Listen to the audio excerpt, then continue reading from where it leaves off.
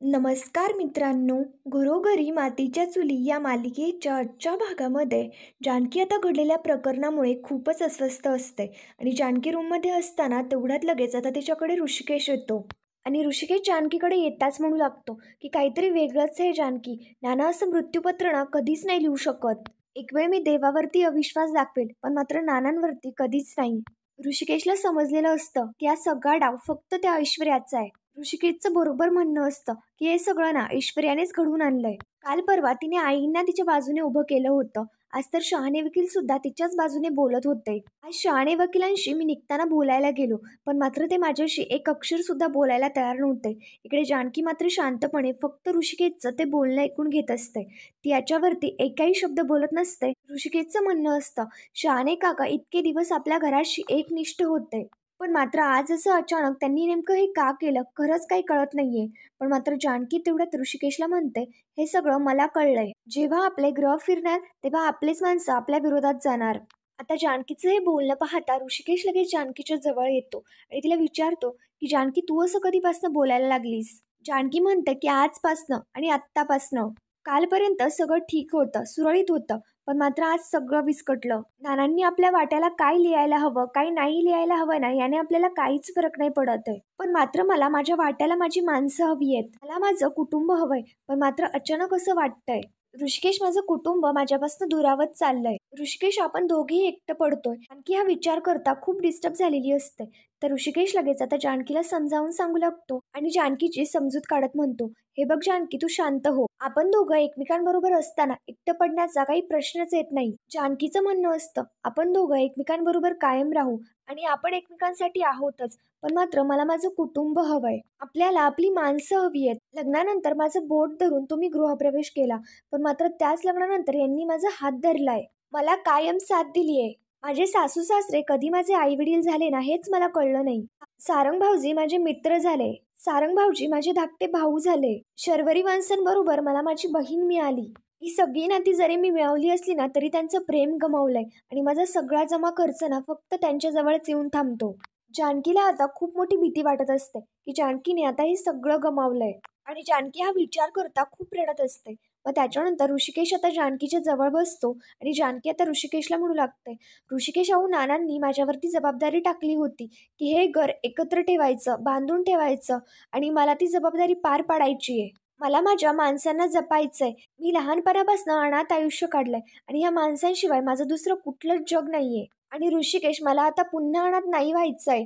आणि जानकी हा विचार करता खूप रडत असते. तर ऋषिकेश लगेच जानकीला आपल्या मिठीमध्ये घेतो आणि तिला शांत करण्याचा प्रयत्न करत असतो. ऋषिकेश आता जानकीला म्हणू लागतो, जानकी हे घर ही माणसं ही सगळी आपली आहेत आणि लवकरच खरं काय आहे ना ते सगळ्यांना कळेल. फक्त जानकी तू हार मानू नकोस. अगं जानकी तू माझी ताकद आहेस आणि आपण दोघेही खरेपणासाठी लढतोय आणि आपण दोघे एकत्र असू ना तेव्हा कुठल्याही संकटावरती मात करू शकतो. जानकीचं आता बरोबर म्हणणं असतं की आपले ग्रह किती जरी फिरलेले असले ना तरी सुद्धा आपली जिद्द सच्ची आहे. आपल्याला दोघांनाही मिळून हे घर जोडून ठेवायचंय आणि मी नाही खचणार. आता रडायचं नाहीये, आता लढायचं. त्याच्यानंतर आता इकडे दुसरीकडे नालायक ऐश्वर्या तिच्या रूममध्ये असते आणि ऐश्वर्याला मिळालेल्या त्या घराच्या चाव्या ती ऐटीमध्ये बोटामध्ये फिरवत असते. ऐश्वर्याला किल्ला देतानाचा सगळा प्रकार आठवत असतो. तिथे आजी सुद्धा असते आणि ऐश्वर्याचं ते सगळं वागणं पाहता आजी आता ऐश्वर्याला म्हणते, अरे वा गुंड्या, तू फक्त जानकीचा अधिकार नाही हिसकावून घेतलास तर तिच्याकडनं तिचं अख्खं घरच हिसकावून घेतलंस. इतकी वर्ष मोठ्या दिमाखामध्ये मिरवत होती, बरं झालं. आता आजींना असा खूप मोठा प्रश्न पडलेला असतो की ऐश्वर्याने नेमकं हे सगळं कसं काय केलं. तर मग आता आजींचं हे बोलणं पाहता ऐश्वर्या लगेच आता आजींकडे येते आणि त्यांना म्हणते, आजी कसं आहे माहिती का, जादूगारांना कधीच त्याची जादू विचारायची नसते. पण मात्र आजींना या गोष्टीचं खूप समाधान वाटत असतं की तिची सगळी प्रॉपर्टी तिच्या नातवांमध्ये विभागून गेली. ऐश्वर्या आता लगेच आजींना म्हणू लागते, हे बघा आजी, तुम्हाला जर काही पैसा वगैरे लागला ना तर लगेच माझ्याकडे मागायचा, कारण कंपनी पैसा अडका सगळंच माझ्याकडे आहे. आजी म्हणत असते, पण हे काय तू बरोबर नाही केलं बरं का. कंपनी आणि गाडी सगळं सारंगच्या नावावर आणि सौमित्रच्या नावावरती काय शेती. अगं आयुष्यात त्याने कधी शेतामध्ये पाय सुद्धा नाही टाकलेला. तर ऐश्वर्या म्हणते की तोच तर प्लॅन आहे ना मग माझा. ज्यात त्याने कधी पाय टाकलेले नाहीये ते सगळं आता माझ्या मुठीमध्ये घ्यायचंय मला. आणि तसंही सौमित्रीला शेतीमध्ये नाही तर त्याला कोर्टामध्ये इंटरेस्ट आहे. अहो आजी, मी एवढा मोठा प्लॅन केला, एवढा मोठा खेळ खेळले, मग त्याचा मला काहीतरी फायदा झालाच पाहिजे ना. आजी आता लगेच जानकीवरती हळहळ करत म्हणते, पण मात्र बिचारी जानकी, तिच्या हातातून हिस्सा पण गेला, किल्ल्या पण गेल्या आणि अख्खं घर पण गेलं आणि तिच्या हातामध्ये काही नाही राहिलं. तर मग आता आजी म्हणू लागते, असं कसं काही नाही राहिलं? सारखी सारखी देवदेव करायची ना. तर मी असाच देवारा तिच्या हातामध्ये देऊन टाकला. आता म्हणावं की तुझा नवरा आणि तू एकत्र टाळ कुटत बसावं. त्याच्यानंतर आता ऐश्वर्या लगेच आता आजींना खाली बसवते आणि सांगू लागते, त्याचं काय माहिती का, ओरिजिनल मृत्यूपत्रामध्ये नानांनी त्याच्या वाटेला देवघर आणि अजून बाकी काही गोष्टी दिल्या होत्या. मग मी काय केलं, त्या बाकी काही गोष्टींना एडिट केल्या आणि त्यांच्या वाट्याला फक्त देवघर ठेवलं. देवघर आणि शालजोडे घेऊन ना आता लवकरच त्यांना या घरातून मी बाहेर काढेल. आजींचं म्हणणं आता बरोबर असतं की स्वप्न पाहणं ठीक आहे, पण मात्र ती स्वप्न सत्यात उतरवणं हे खूप कठीण आहे. कारण काय आहे माहिती का, सुमित्रा आधी माझी मुलगी आहे आणि मग नंतर तुझी सासू आहे. तेव्हा तुझ्यापेक्षा मी तिला जास्त चांगली ओळखते. घडीत तोडा आणि घडीत मासा असा तिचा स्वभाव आहे. आता जानकीने बरोबर जाळं टाकून तिला आपल्या बाजूला वळवून नाही घेतली ना म्हणजे मिळवली. ऐश्वर्याचं म्हणणं असतं, आजी तसं काहीही होणार नाही. कारण आता स्वतः देव जरी आले ना तरी सुद्धा ते आईंचं म्हणणं बदलू शकत नाही. आणि ऐश्वर्या तिच्या हातामधली चावी पाहता खूप खुश असते. त्यानंतर आता इकडे दुसरीकडे जानकी देवघरामध्ये असते आणि जानकी देवाला प्रार्थना करत म्हणते, रामराया, आजवरती मी तुझ्याकडे कधीच काही नाही मागितलं. न मागता तू कायम मला भरभरून देत राहिलास. पण मात्र आज मी तुझ्याकडे काहीतरी मागणार आहे. तेवढ्यात लगेच तिथे देवारात दाराशी सुमित्रा येते आणि सुमित्रा आता जानकीचं ते बोलणं ऐकते. तर मग आता जानकी म्हणते की मला माझ्या आई हव्या आहेत. आईंची माया, प्रेम, ममता मला हवी आहे. त्यांचा विश्वास मला हवाय. माझं सगळं कुटुंब एकत्र असलेलं मला हवंय. नाना लवकरात लवकर बरे व्हायला हवे. आईंच्या मनामध्ये माझ्याविषयी गैरसमज निर्माण झाला आणि तोच गैरसमज मला लवकरात लवकर दूर झालेला हवाय. जानकी आता देवाकडे रडतच रिक्वेस्ट करत असते की मला काहीही नकोय, फक्त माझ्यासाठी एवढंच कर. इकडे जानकीचं बोलणं पाहता सुमित्रा लगेच स्वतःशीच म्हणते, जानकीला दोषी ठरवून मी काही चूक तर नाही केली ना. आणि सुमित्रा सुद्धा देवाकडे रिक्वेस्ट करत म्हणत असते, मी आता कोढ्यात पडलीये आणि देवा मला हा गुंता सोडवण्यासाठी तूच काही ती मदत कर. माझ्या हातून काही विपरीत घडू देऊ नकोस. आणि सुमित्रा तिकडनं घाईत निघून जाऊ लागते. पण मात्र तिथे असलेली कुंडी ती सुमित्राच्या हातून पडते आणि ती तशीच खाली पडल्यामुळे तिचा आवाज होतो. तर मी इकडे जानकी लगेच सावध होते आणि सुमित्राकडे येत तिला म्हणते, आई तुम्हाला काही हवं होतं का? तर मग आता सुमित्रा म्हणते, काही नाही, देवासमोर दिवा लावला की नाही ते बघायला आले होते. जानकीचं म्हणणं असतं, देवासमोर दिवा तर मी लावलाय, पण मात्र माझं मन तेव्हाच शांत होईल तेव्हा तुम्ही माझ्याबरोबर बोलाल, माझ्याबद्दलचा गैरसमज दूर कराल. आपण दोघीही देवाच्या दारामध्ये उभा आहोत. तर मग आता नानांना मी ढकललंय आणि आपल्या घराचं वाईट व्हावं असं खरंच मला वाटतं का?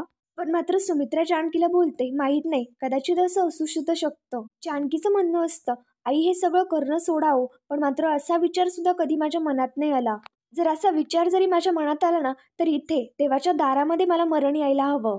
जानकीचं हे बोलणं पाहता सुमित्रा लगेच आता आश्चर्याने तिच्याकडे पाहायला लागते. जानकी आता सुमित्राला म्हणत असते, आई तुम्ही माझ्याबद्दल वाईट समजूत करून घेतली, त्याच्याबद्दल मला वाईट नाही वाटत आहे. राग तर त्या व्यक्तीचा येतो की तिने तुमच्या मनामध्ये माझ्याबद्दल गैरसमज निर्माण केला. ऐश्वर्याचा राग येतोय मला. आई मी खरं बोलतीये, मी खोटं बोलते हे बाजूला राहू द्या. पण आई तुम्ही स्वतःच्या डोळ्याने बघितलंय ना की ऐश्वर्या माझी साडी नेसून त्या साप सोडणाऱ्या माणसाकडे गेली होती. त्यानंतर साडी आणि तो पुरावा तिने जाळण्याचा प्रयत्न केलाय आणि हे स्वतः तुम्ही डोळ्याने बघितलं. आणि अजून सुद्धा तुम्हाला ती बरोबर वाटतीये? जानकी आता सुमित्राला देवाच्या समोर आणते आणि जानकी म्हणत असते, देवाच्या समोर उभं राहून मला खरं खरं सांगा की ऐश्वर्या बरोबर आहे की मी चुकीची आहे. जानकीचं हे बोलणं पाहता सुमित्राला आता खूप मोठा प्रश्न पडलेला असतो की नेमकं मी याच्यावरती काय उत्तर द्यावं. पण मात्र सुमित्रा आता ओरडत म्हणते की नाही माहिती मला. जानकी म्हणू लागते, मला माहिती आहे की तुमची घुसमट होतीये.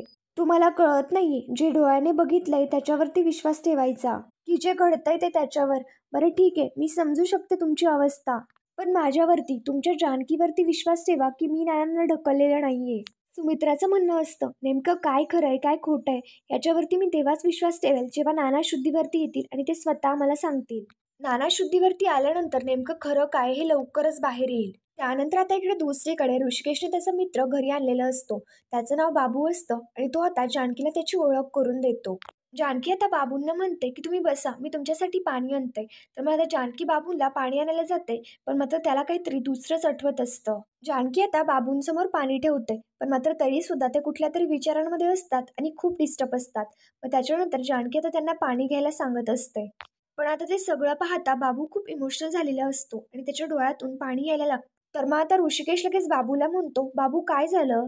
बाबू जानकीला म्हणतो, हे पाणी स्वच्छ काय किंवा गढूळ काय, निदान पाणी तर आहे. पण आमच्या इथे पाण्याचा तर एक थेंब सुद्धा दिसेनासा झालाय. बाबू सांगू लागतो, 15 दिवस झाले गावामध्ये हिर खोदायलोय, पण मात्र तरी सुद्धा त्या हिरीच्या दगडांना पाझर फुटत नाही. बाबू आता हा विचार करता खूप खचून गेलेला असतो. तर मग आता ऋषिकेश लगेच बाबूकडे येतो आणि त्याला समजावून सांगू लागतो, बाबू तो असं हार नको माणूस, ही माती ना शेतकऱ्यांची आई असते आणि आई आपल्या लेकरांना कधीच नाराज नाही करत. मला खात्री आहे की आईची माया पाणी बनवून जमिनीतून नक्की वाहणार. तुझे कष्ट आता कधीच वाया नाही जाणार. बाबू आता म्हणत असतो, उद्या त्या कामाच्या हिरीचा ना शेवटचा दिवस आहे. उद्या जर पाणी नाही लागलं तर काय करणार? तेवढ्यात लगेच तिथे एक मुलगी येते आणि बाबूंना म्हणू लागते, उद्याचा दिवस आहे ना, मग तरी सुद्धा तुम्ही हार कायला मानली? 15 दिवस झाले तसं तुम्ही आशेने कष्टाने पाण्यासाठी झटायलेत ना. उद्याचा दिवस सुद्धा आहे की, तुम्ही असा धीर नका सोडू. तर मग आता बाबू, ऋषिकेश, जानकी हे सगळेच त्या मुलीचं बोलणं आश्चर्याने ऐकत असतात. ती मुलगी म्हणत असते, मला खात्री आहे की तुम्ही मला दिलेलं वचन हे नक्की पूर्ण करणार. ऋषिकेश विचारतो की बाबू काय झालं? तर मग आता ऋषिकेश लगेच तिची ओळख करून देत म्हणू लागतो, ही सुवर्ण आहे. हिच्या आई वडिलांना मी वचन दिलं होतं की गावामध्ये जेव्हा पाणी आलं तेव्हाच मी हिच्या संग लगीन करन. पण आता ते वचन काय मी पूर्ण नाही करू शकलो. जानकी लगेच आता बाबूला धीर देत म्हणते, असं कसं? तुम्ही वचन ना नक्की पूर्ण कराल. तुमच्याबरोबर तुमचं प्रेम आहे आणि प्रेमाच्या नात्यामध्ये इतकी ताकद असते ना की काळ्या दगडाला सुद्धा पाझर फुटतो. मला खात्री आहे की तुम्ही तुमचं वचन नक्की पूर्ण कराल. तुमच्या कष्टाचं चीज नक्की होणार आणि जमिनीला पाणी हे नक्की लागणार. तर मग आता जानकी आणि ऋषिकेश यांच्या दोघांचे ते सगळं बोलणं पाहता बाबू आणि सुवर्णा दोघेही खूप खुश होतात. आता ऋषिकेश म्हणत असतो, हे बघ दिवस रात्र एक कर, जमिनीला पाणी नक्की लागणार. आता जानकी बाबूला पाणी प्यायला देत असते, पण मात्र बाबू पिण्यासाठी नकार देतो आणि जानकीला म्हणतो, नाही वहिनी, आधी त्या जमिनीतून पाणी काढणार आणि मग तरच या बाबूच्या घशाखाली पाणी उतरणार. जानकी आता म्हणत असते, उद्या शुक्रवार आहे आणि ते सुद्धा देवीचा वार, पाणी तर लागणारच. सुवर्णा लगेच जानकी आणि ऋषिकेश यांच्या दोघांचे आभार मानत म्हणते, दादा बहिणी तुम्हाला खरंच धन्यवाद, तुम्ही यांना धीर दिलात. त्याच्यानंतर ते दोघेही तिकडे निघून जातात. तर आता जानकी किचनमध्ये असते, गुलाबदादा भाजी घेऊन येते आणि जानकीला विचारतात की कुठे ठेवू? तर जानकी सांगते की इथेच ठेवा. जानकी गुलाबदादाला विचारते की भाजीमध्ये काय आहे? तर गुलाबदादा सांगतात की भाजीमध्ये एवढं एवढं आणलंय. तर मग आता जानकी म्हणते की आपण ना शेवग्याच्या शेंगांचं तिखट पिठलं करूयात. तेवढ्यात ते ऐश्वर्या ऐकते आणि ऐश्वर्या लगेच किचनमध्ये येते आणि वेडवाकडं थोबाड करते. ऐश्वर्या लगेच रुबाब ठोकत जानकीला म्हणते, हे शेंगांचं पिठलं बिठलं ना काही करायचं नाही, कारण ते मला आवडत नाही. जानकी म्हणत असते, अगं ऐश्वर्या, या घरामध्ये ना ज्याला जे आवडतं ना तेच बनवतो आपण. पण मात्र ऐश्वर्या जानकीला सांगते, इथनं पुढे नाही करायचं. मला नाही आवडत आहे ना, तर मग ही भाजी इथून पुढे या घरामध्ये नाही बनवायची. जानकी म्हणत असते, तू ना तुझे हक्क इथे लादवू नकोस. आता शेंगांचं पिठलं ना घरामध्ये सगळ्यांनाच आवडतं. ऐश्वर्या आता जानकीला म्हणते, इथून पुढे या घराला काय आवडतं ना ते मी ठरवणार. ऐश्वर्या गुलाबला सांगते, आता फ्लावर मटारची ना मिक्स भाजी बनवायची. तर मग आता त्याच्यानंतर गुलाब म्हणतो की मटार सोललेले नाही. ऐश्वर्या म्हणते, तुला मटार सोलता येतात ना, का मी तुला सोलू? तर मग आता जानकी लगेच आता आश्चर्याने ऐश्वर्याकडे पाहायला लागते. जानकी ऐश्वर्याला म्हणू लागते, अगं ऐश्वर्या, ही काय बोलायची पद्धत आहे का? ऐश्वर्या आता गुलाबला म्हणते, हे बघ तुझ्या लक्षात आहे ना, या किल्ल्या ना माझ्या ताब्यात आहेत. त्याच्यामुळे निघ इकडनं आणि काम करायला घे. जानकी आता गुलाबदादांना म्हणते, गुलाबदादा तुम्ही इकडनं जा, मी बघते काय करायचं ते. त्याच्यानंतर गुलाबदादा तिकडनं निघून गेल्यानंतर जानकी आता ऐश्वर्याला म्हणते, काय ग ऐश्वर्या, तुला येते का मटारची भाजी बनवता? कारण गुलाबदादांना बनवता येत नाही ना म्हणून म्हटले. तर मग आता ऐश्वर्या म्हणते, मग अशा युजलेस नोकरांना कशाला ठेवलं घरात आणि मी कशाला करू? तू आहे ना सगळी कामं करायला, तूच कर. आता ऐश्वर्याची घरामध्ये खूपच मनमानी सुरू असते. जानकीचा आता याच्या मागे नक्कीच काहीतरी प्लॅन असतो. तर मित्रांनो, पुढील भागामध्ये आपण पाहणार आहोत, जानकी ऐश्वर्या किचनमध्ये असताना आता जानकी ऐश्वर्याला विचारते की नानांचं मृत्यूपत्र तूच बदललंस ना? माहिती मला ते. आता नाना शुद्धीवरती होऊ दे, मग काय होणार आहे ना हे तुला वेगळं सांगायची काहीच गरज नाहीये. ऐश्वर्या आता खूपच घाबरून जाते. मग त्याच्यानंतर इकडे नाना शुद्धीवरती आलेले असतात आणि सुमित्रा सगळ्यांना आवाज देऊन बोलून घेते आणि नाना शुद्धीवरती आले ही गुड न्यूज सांगते. आता ऐश्वर्याच्या तर पायाखालची जमीनच सरकते. इकडे ऐश्वर्या सयाजीरावांना सजेशन विचारते, तर सयाजीराव सांगतात की आता त्या पोपटाचा ना गळा दाबावा लागेल आणि सयाजीरावांच्या डोक्यामध्ये वेगळंच काहीतरी सुरू असतं. तर मित्रांनो, पुढील भागांच्या डेली अपडेटसाठी आमच्या शिव मराठी या चॅनलला लगेच सबस्क्राईब करा. थँक्यू.